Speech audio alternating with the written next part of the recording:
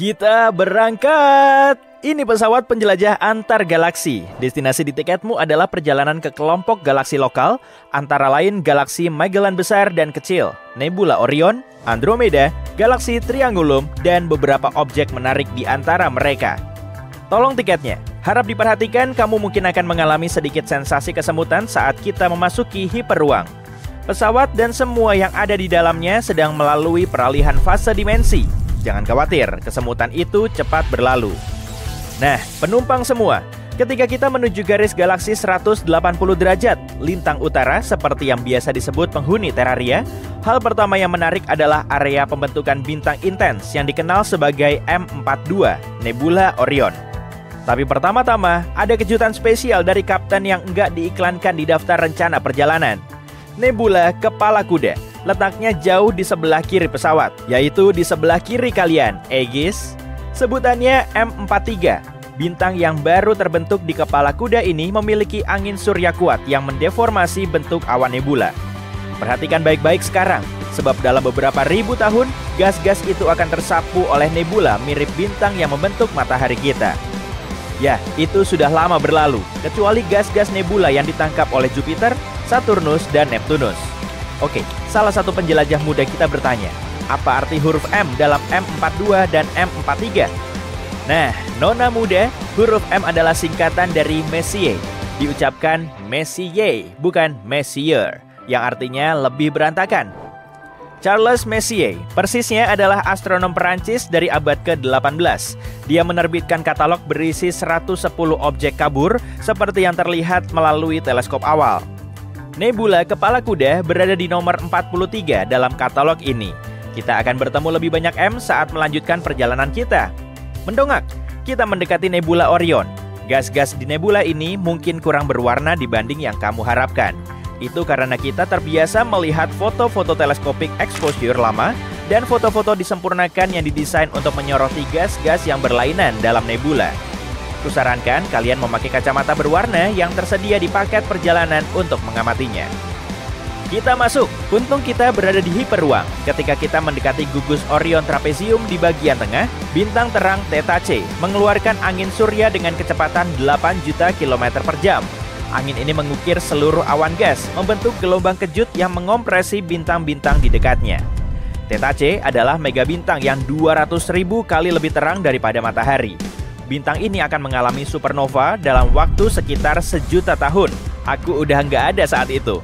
Oksigen, hidrogen, dan belerang berpendar dalam keadaan terionisasi, kayak bohlam lampu fluoresen.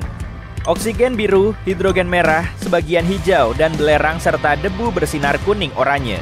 Ketika kita keluar dari Nebula Orion dan naik ke bidang galaksi, tampak lengan-lengan spiral Bima Sakti. Matahari kita yang nggak bisa kamu bedakan dari ketinggian di atas galaksi ini, ada dalam Orion Spur di antara lengan Perseus luar dan lengan Sagittarius dalam. Perhatikan bahwa di pusat Bima Sakti terdapat batang magnetik terang yang berperan penting dalam pembentukan bintang. Lebih dari 70% galaksi tetangga memiliki batang magnetik. Ini adalah tanda galaksi dewasa. Cuma 20% dari galaksi yang jauh memiliki batang magnetik di dalam intinya. Baru ingat, Barjus sudah buka penumpang semua?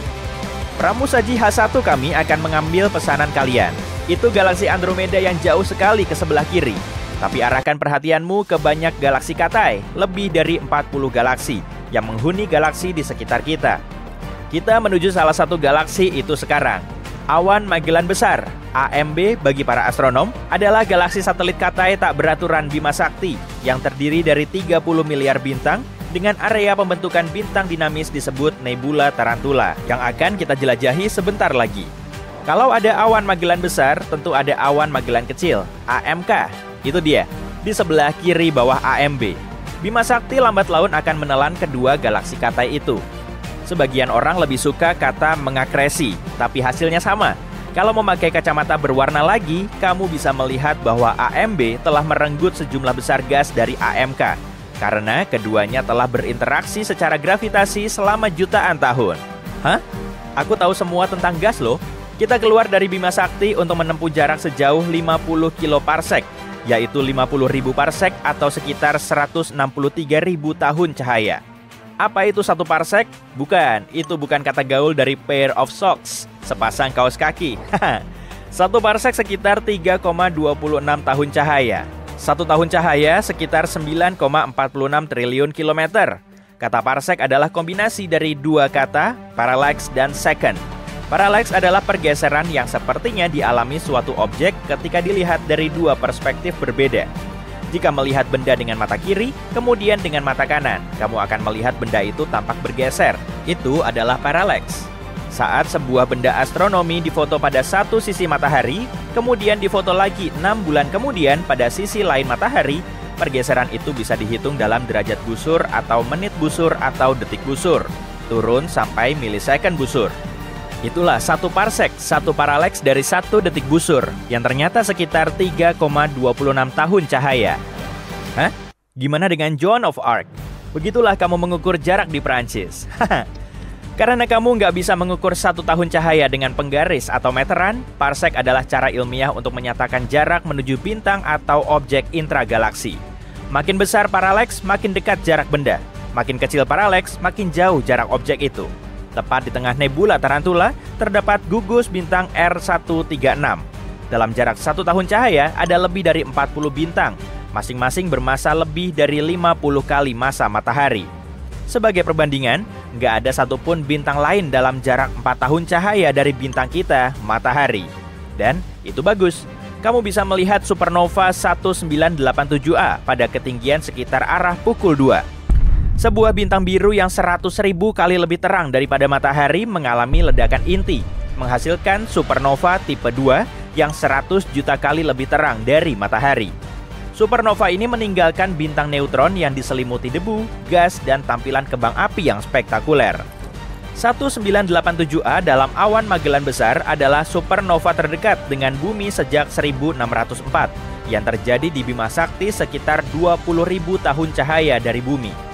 Supernova ini bisa dilihat di siang hari selama sekitar 2 pekan, kurang lebih.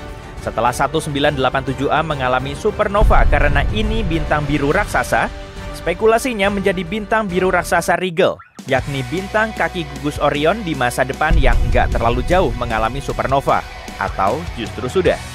Jarak Rigel dari bumi kurang lebih 860 tahun cahaya, jadi apapun yang terjadi terhadap Rigel akan butuh waktu 860 tahun sebelum terlihat di bumi. Supernova 1987A memancarkan berbagai elemen berat, seperti kobalt, nikel, dan besi serta silikat yang lebih ringan ke dalam nebula Tarantula. Tempat unsur-unsur itu akan membentuk penyusun dasar bintang dan planet. Pramusaji kami sedang menawarkan makanan ringan bertema ruang angkasa. Kusarankan kalian mencoba permen kapas Jupiter untuk anak-anak. Ingat, aku tahu semua tentang gas. Perhentian berikut adalah galaksi Andromeda dan sekitarnya. Lihat halonya ketika kita meninggalkan Bima Sakti dan 300 miliar bintangnya di belakang. Sebanyak 150 gugus bola menghuni halo galaksi itu. Mereka mengorbit cakram galaksi dan memiliki sebagian bintang tertua di alam semesta. Cara gugusan ini sampai di sini di galaksi kita menjadi penelitian intens. Kamu akan melihat NGC 6822, sebuah galaksi katai tak beraturan jauh di sebelah kanan. NGC kependekan dari New General Catalog atau Katalog Umum Baru Objek-Objek Astronomi. Mungkin kamu akan berpikir kalau ada katalog umum lama, tapi nggak ada. Yang ada cuma katalog baru, tapi ada katalog umum baru yang direvisi, yang secara teratur menjadi acuan para astronom. Cukup jelas kan? Ketika kita melewati NGC 6822, kamu akan melihat batang magnetik mulai terbentuk dan bercak-bercak terang pembentukan bintang baru. Galaksi ini ditemukan tahun 1884 oleh E. Barnard dan juga disebut galaksi Barnard. Pak Barnard adalah pengamat astronomi. Ada sebuah kawah di bulan, sebuah di Mars, dan sebuah area di satelit Jupiter Ganymede, sebuah planet minor yang dinamakan menurut namanya. Nomor 819 Barnardiana, dan bintang yang memiliki gerakan tercepat melintasi langit, bintang Barnard. Nggak banyak orang yang nama mereka terpampang di ruang angkasa seperti Edward Emerson Barnard. Mendekati galaksi Andromeda raksasa dengan triliunan bintangnya, kita akan menyusuri atas tepi barat dan mengunjungi salah satu galaksi kerdil pengiring galaksi raksasa ini, M110 atau NGC 205. Ya, sebutannya memang ada dua. Pilih salah satu. Yang pertama dari jenis ini, galaksi bola katai dengan massa sekitar 3,5 miliar matahari, M110 atau NGC 205. memiliki gugus bola di dekat pusatnya. Galaksi Katai ini juga akan ditelan atau diakresi oleh galaksi Andromeda. Mungkin banyak bintang atau gas dari galaksi Katai ini yang telah dikoyak, hal yang diperkuat oleh kurangnya formasi bintang di M110. Kalian menikmati perjalanan?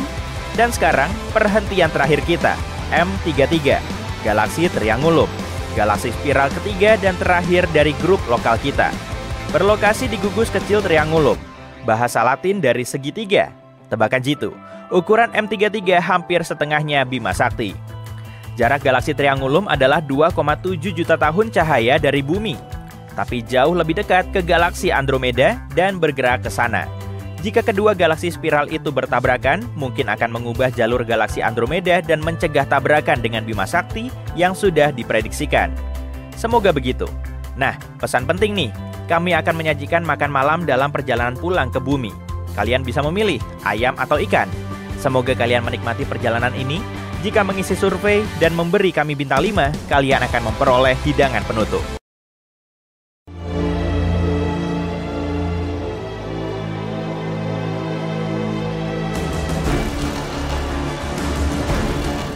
Puluhan pesawat luar angkasa dan ratusan probe telah lepas landas dari bumi menuju planet kembarannya, Venus. Ukuran Venus bisa dibilang sama dengan bumi, tapi masanya cuma sekitar 80%-nya saja. Suhu di sana terlalu ngebul untuk ukuran manusia, ditambah lagi gak ada oksigen yang bisa kita pakai untuk bernafas. Tapi baru-baru ini, para ilmuwan menemukan jejak gas fosfina yang menunjukkan kalau di Venus bisa saja terdapat tanda-tanda kehidupan. Fosfina berasal dari berbagai mikroba dan bakteri, jadi para awak di pesawat luar angkasa tadi terbang ke Venus untuk membuktikan secara langsung. Dengan teknologi kita sekarang ini, penerbangan menuju Venus akan memakan waktu selama 3,5 sampai 6,5 bulan hingga akhirnya sampai di tujuan. Pesawat itu mulai mendarat di Venus, dan saat pertama kali menapakkan kaki di permukaannya, para awak sudah disambut dengan hamparan gurun panas, danau lava, dan geyser berisi zat asam beracun.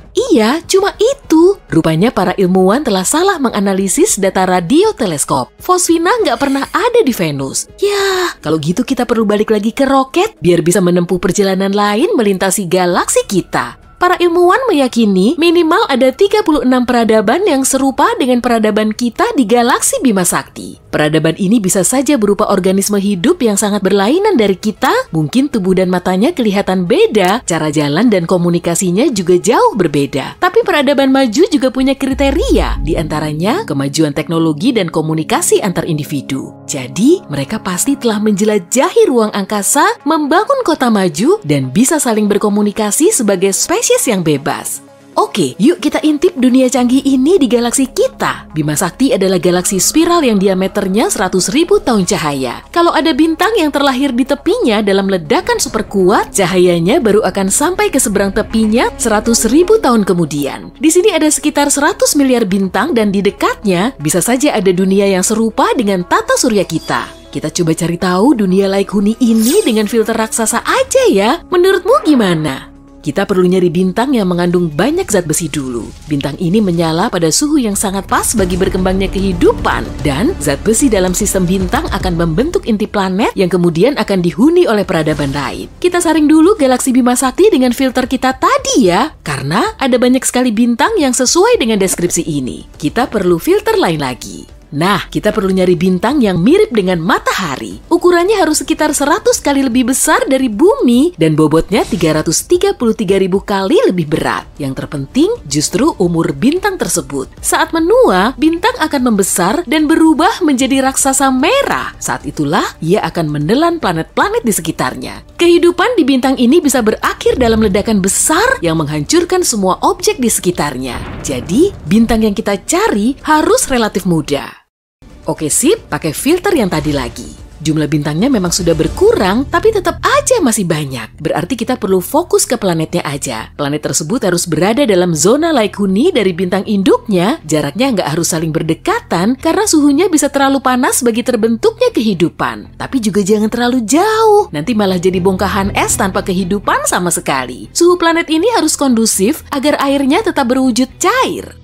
Filter lainnya yaitu umur calon planet. Peradaban maju cuma akan terbentuk setelah melalui proses yang panjang. Kalau di bumi, prosesnya diperkirakan selama 4,5 miliar tahun hingga manusia muncul, maka kita perlu nyari planet yang seumuran atau lebih tua dari bumi. Oh ya, filternya jangan lupa, kita pakai lagi ya. Tada! Ada 36 semesta yang dihuni oleh peradaban maju. Berdasarkan kriteria ini, ilmuwan telah menelitinya, kemudian mempublikasikan hasilnya pada bulan April 2020. Wah, berarti tinggal mencari lokasi persisnya dan mengupayakan interaksi dengan peradaban ini. Kita bisa mendeteksi peradaban tersebut melalui gelombang radio yang terpancar. Semisal nih, ada planet A yang dihuni oleh organisme hidup primitif. Setelah jutaan tahun berevolusi, mereka akan menjadi peradaban maju. Gelombang radio akan jadi sarana komunikasi mereka, lalu seluruh planet akan bisa memancarkan gelombang radio layaknya bintang memancarkan cahaya. Dan di bumi, kita akan bisa menangkap sinyal ini dengan antena yang mengarah keluar angkasa. Tapi kendalanya ada pada jarak antar planet. Kalau planet A berjarak 1000 tahun cahaya dari bumi, berarti gelombang radio yang terpancar dari situ baru akan sampai di bumi setelah 10 abad. Manusia mulai memanfaatkan fungsi gelombang radio pada tahun 1895. Dan kalau peradaban planet A juga memancarkan gelombang radio pada saat itu, kita baru bisa menangkap sinyalnya pada tahun 2895. Hal yang sama juga berlaku di planet A. Para ilmuwan telah mengirim pesan dalam bentuk sinyal radio keluar angkasa pada tahun 1974. Di dalam sinyal ini terdapat sistem angka kita, DNA manusia, dan informasi tentang tata surya kita. Kalau di planet A ada peradaban maju, mereka baru bisa menerima sinyal ini pada tahun 2974. Dan kita perlu menunggu 1 milenium lagi untuk mendapat balasan dari mereka. Kendala lainnya yaitu gelombang radio nggak terdeteksi seperti cahaya yang menyala konstan, tapi lebih mirip seperti nyala suar. Gelombang radio cuma dimanfaatkan pada fase tertentu. Awalnya, gelombang ini menjadi sarana komunikasi utama, tapi sekarang kita mulai beralih ke ponsel, TV kabel, dan serat optik. Dan saat teknologinya semakin maju, pancaran gelombang radio kita akan memudar. Jadi, waktu kita cuma sekitar 100 tahun untuk mencari sinyal radioaktif yang digunakan oleh suatu peradaban. Para ilmuwan sempat menangkap sinyal radio aneh yang sumbernya nggak diketahui. Berdasarkan karakteristiknya, sinyal ini dihasilkan secara artifisial, mungkin oleh peradaban di luar angkasa atau pesawat antariksa yang kebetulan lewat. Setelah ditelusuri lebih lanjut, sinyal ini hilang tanpa jejak, sehingga memunculkan banyak teori dan argumen. Kemungkinan sinyal ini berasal dari bumi, kemudian terpantul oleh satelit yang sedang melintas. Atau jejak komet yang jaraknya bertahun-tahun cahaya. Gimana kalau kita asumsikan sinyal ini berasal dari peradaban di luar angkasa? Salah satu dari 36 peradaban itu loh, berarti kita perlu menghubungi peradaban ini. Setelah semua perbekalannya siap, kita langsung meluncur ke planet tujuan. Roket kita bisa melesat secepat 28.300 km per jam. Dengan roket ini, kita bisa piknik keliling Amerika cuma dalam 8 menit. Dan meskipun ada peradaban maju di sekitar bintang terdekat kita, Proxima Centauri, waktu tempuh ke sana selama 73.000 tahun. Dengan kecepatan cahaya pun, waktunya sekitar 4,2 tahun. Jadi kita perlu mencari solusi dari kendala perjalanan angkasa ini. Para ilmuwan berencana menambah kecepatannya sampai 1/4 kecepatan cahaya, yaitu dengan memanfaatkan laser. Sinar laser kuat dari bumi akan mendorong probe mikroskopik dengan lintasan akurat, dan probe ini bisa sampai tujuan setelah melesat selama 17 tahun. Dan 4 tahun kemudian, saat sinyalnya sampai di bumi kita akan mengonfirmasi adanya peradaban maju di sana. Sebagai alternatif, perjalanan super ngebut di atas kecepatan cahaya ini bisa dilakukan dengan pesawat ruang angkasa berteknologi wrap bubble. Wahana ini perlu mengompresi ruang yang akan dilaluinya, kemudian meregangnya di belakang ekor. Dengan begini, para awak diprediksi akan bisa sampai di semua tempat yang ada di alam semesta cuma dalam hitungan detik. Perlu diingat ya, konsep seperti ini masih jadi imajinasi.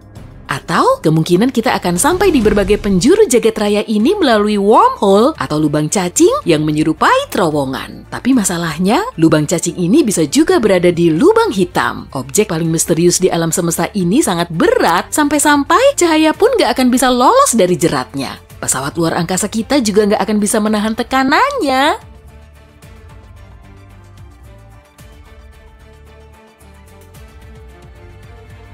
Teori lain menyebutkan kalau bumi kita unik. 4,5 miliar tahun yang lalu, planet kita cuma berupa satu blok lava yang mulai dingin dan menjadi padat. Tapi kondisinya berubah jadi kacau saat asteroid seukuran bumi melintas di atmosfer. Terjadilah benturan yang bikin bumi kita nggak hancur lebur, tapi sebagian asteroid masih berada di orbit kita. Batuan berat ini kemudian menstabilkan rotasi bumi dan akibat dari interaksi gaya gravitasi dengan puing raksasa ini, inti bumi terus memanas. Asteroid juga membawa banyak air menuju bumi. Meski begitu, benturan seperti ini sangat mustahil. Ibaratnya seperti menang lotre sampai berkali-kali dan berturut-turut. Tapi sejauh ini, belum ada bukti kuat yang bisa meyakinkan kita kalau di luar sana memang ada kehidupan. Sementara itu, kita juga belum punya bukti kuat kalau di jagat raya ini nggak ada peradaban maju selain peradaban kita.